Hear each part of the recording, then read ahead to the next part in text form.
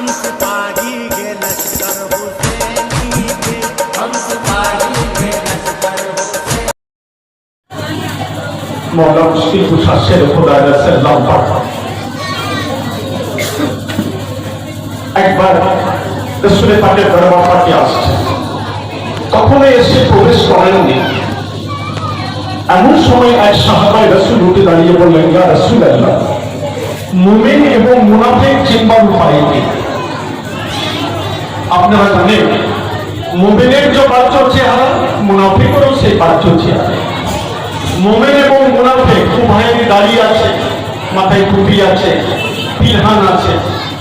সুতরাং বাহ্য চেহারা দেখে আপনি মুমিন এবং মুনাফিক চিনতে পারবেন না। মুমিন আর মুনাফিক হচ্ছে সম্পূর্ণরূপে কলবের ব্যাপার, অন্তরের ব্যাপার, বিশ্বাসের ব্যাপার। ইয়া রাসূলুল্লাহ, মুমিন এবং মুনাফিক চিহ্ন কি করে? সহজতম উপায় কি? রাসূল পাক সাল্লাল্লাহু আলাইহি ওয়াসাল্লাম সেই সাহাবায়ে রাসূলকে সংক্ষিপ্তভাবে বললেন যে আমার আলীর জিকির শুনে, প্রশংসা শুনে তার মুখমণ্ডল আনন্দে উদ্ভাসিত হয়ে ওঠে, তার অন্তরাত্মা আনন্দে পরিপূর্ণ হয়ে যায়, সে হচ্ছে মুমিন। আর আমার আলীর জিকির শুনে, আমার আলীর গুণগান শুনে, আমার আলীর মাহাত্ম্যের বর্ণনা শুনে যদি কেউ অন্তরে কষ্ট পায়, তার মুখটা বিবর্ণ হয়ে যায়, ফ্যাকাশে হয়ে যায়, সে যতই নামাজ পড়ুক, যতই রোজা রাখুক, যতই হজ করুক, যতই যাকাত দেব, যতই ইবাদত বন্দেগী করুক, আর যতই সারা রাত জেগে সে তাহাজ্জুদ করুক না কেন, যদি আমার আলীর মহব্বত তার অন্তরে যদি না থাকে, সে হচ্ছে মুনাফিক, মুনাফিক, মুনাফিক। এটা আমার কথা, রাসূল সাল্লাল্লাহু আলাইহি ওয়াসাল্লাম পাকের কথা। মুমিন এবং মুনাফিকের পহচান হচ্ছে হুব্বে আহলে বাইত। রাসূল পাক এবং আওলাদে রাসূল পাকের প্রতি যার মহব্বত অন্তরে আছে, সে হচ্ছে মুমিন। আর রাসূল পাক আর আওলাদে রাসূল পাকের প্রতি যার অন্তরে মহব্বত নেই, ভালোবাসা নেই, সে হচ্ছে মুনাফিক।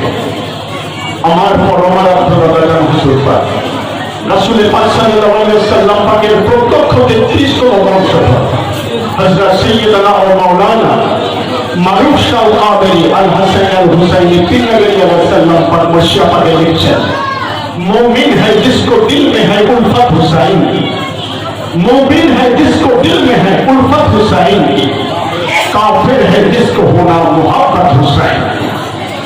অতি সহজভাবে দুনিয়ার মানুষের কাছে পবিত্র মশিয়া পাকের মধ্য দিয়ে আপনার আমার পরমারাধ্য আলী রাসূল আওলাদ আলী দাদা হুজুর পাক বুঝিয়ে দিলেন, সেই হচ্ছে মুমিন যার আহলে বাইত পাকের প্রতি উলফত আছে, মহব্বত আছে, ভালোবাসা আছে। আর সে হচ্ছে মুনাফিক যার অন্তরে মওলা মুশকিল কুশা এবং আওলাদে মাওলা মুশকিল কুশার মহব্বত নেই, ভালোবাসা নেই। সুতরাং কবরবাসী একদিন সবাইকেই হতে হবে। মৃত্যু কুল্লু নাফসুন যায়কাতুল মাউত, মৃত্যুর হাত থেকে নিষ্কৃতি কারণ নেই, মৃত্যুর স্বাদ প্রত্যেকেই গ্রহণ করতে হবে। মহান আল্লাহ পাক আপনাকে মৃত্যুর তারিখ, মৃত্যুর দিন, কেমন অবস্থায় মরবে, কোন সময় মরবে, এ ব্যাপারে কিন্তু মহান আল্লাহ পাক প্রত্যেকটা মানুষকে একটা রহস্যের মধ্যে রেখে দিয়েছে। কিন্তু এটা জানিয়ে দিয়েছে জন্মিলে মরিতে হবে, অমরকে কোথায় হবে। সঙ্গে টাকা পয়সা, খাওয়ার বাড়ি, ব্যাংক ব্যালেন্স কিচ্ছু চাই না, শুধুমাত্র এই কবরের জীবন, আলামের বারজাখে যদি আপনি চির শান্তি লাভ করতে চান আর আল্লাহ পাকের দ্বারা যদি পুরস্কৃত হতে চান, একমাত্র মৃত্যু যদি মুমিনিয়াতের মৃত্যু হয় আর মৃত্যু যদি ইমানদারের মৃত্যু হয়, তবে সেখানে পরিত্রাণ, এছাড়া কোনো পরিত্রাণ নেই, এছাড়া কোনো পরিত্রাণ নেই। কারবালা শরীফের বুকে নামাজি 22,000 সৈন্য এজিনি সৈন্য, প্রত্যেকেই নামাজ পড়ত, প্রত্যেকেই রোজাদার ছিল।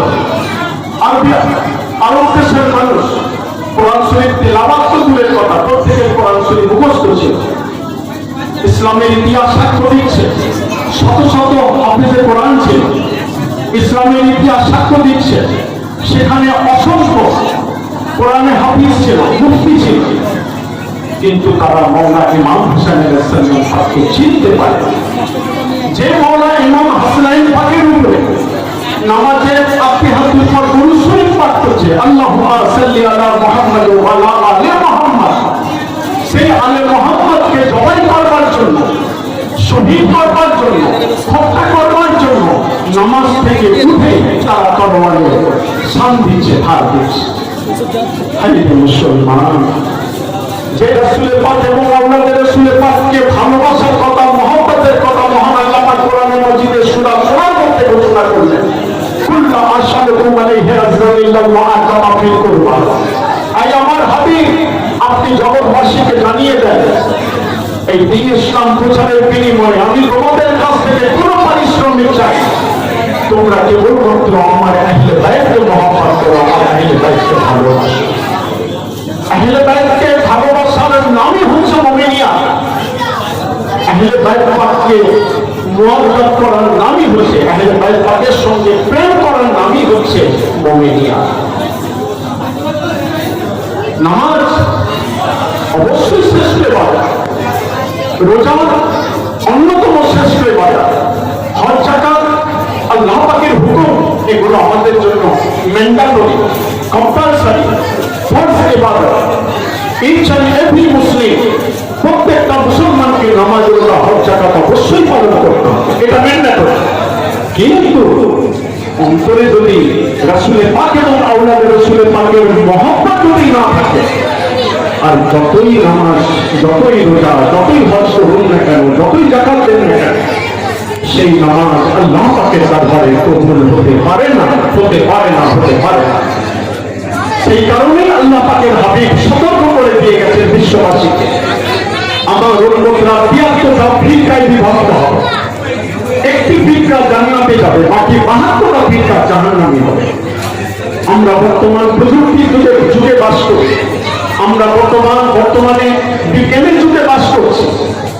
আমরা চিন্তাশীল সমাজ, চিন্তাশীল মানুষ, সৃষ্টির সেরা যে আমরা মানুষরা চিন্তা করবো না?